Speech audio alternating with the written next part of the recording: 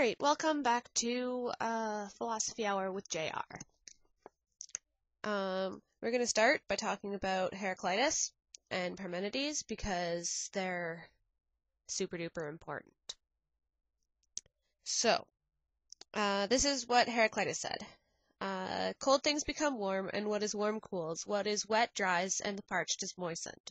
You cannot step twice into the same rivers, for fresh waters are ever flowing upon you. It scatters and it gathers, it advances and retires.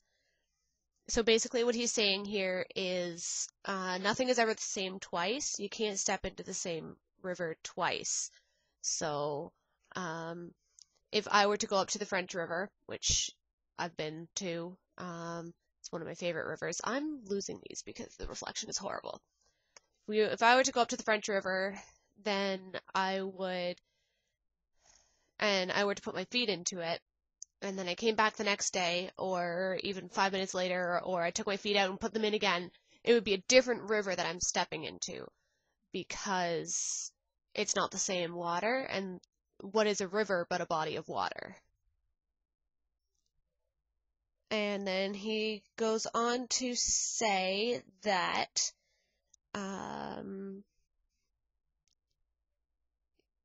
the ordered universe, which is the same for all, was not made by one of the gods or by humans. Rather, always was, is now, and forever will be, an ever-living fire, ignited in measure and extinguished in measure. So what he's saying there is that the universe has to be. It wasn't created, and it wasn't, there's no beginning to the universe. It's always been there, because it doesn't make sense for it not to be. On the other side, we have Parmenides, who says there are only two ways of inquiry that can be thought of. The first, namely, that it is, and that it is impossible for it not to be, is the way of belief, for truth is its companion. The other way of inquiry, namely, that it is not and cannot be, is a path that none can learn at all. For you cannot know what is not, nor can you express it. It is the same thing that can be thought and that can be. What can be spoken and thought must be, for it is possible for it to be, but impossible for nothing to be. One path only is left for us to speak of, namely, that it is. In this path there are very many signs that what is uncreated and indestructible. It is complete, immovable, and without end.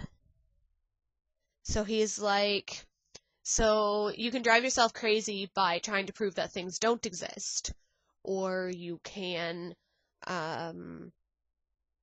actually learn things and become wise by proving to yourself that things do exist.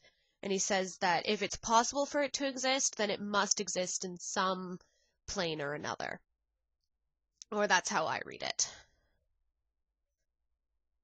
He also says that the universe is one, that it is all the same, and it is wholly continuous for what is in contact with what is. But I'm not really sure what he's trying to say there, and if it actually has any, point. If he actually means anything by it, that's important. Okay, so yeah, change of clothes, change of location, all that fun stuff. Different day. Not gonna go find the other clothes back just for a stupid update on the video.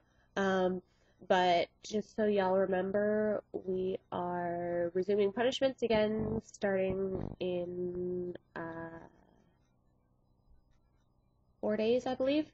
So just remember videos between 2 and 4 minutes in length, and at least 2 videos a month. I would say don't do more than 4 videos a month, and we will have question of the month resuming in 4 days, which will be announced the first video of the month because I don't have anything off the top of my head.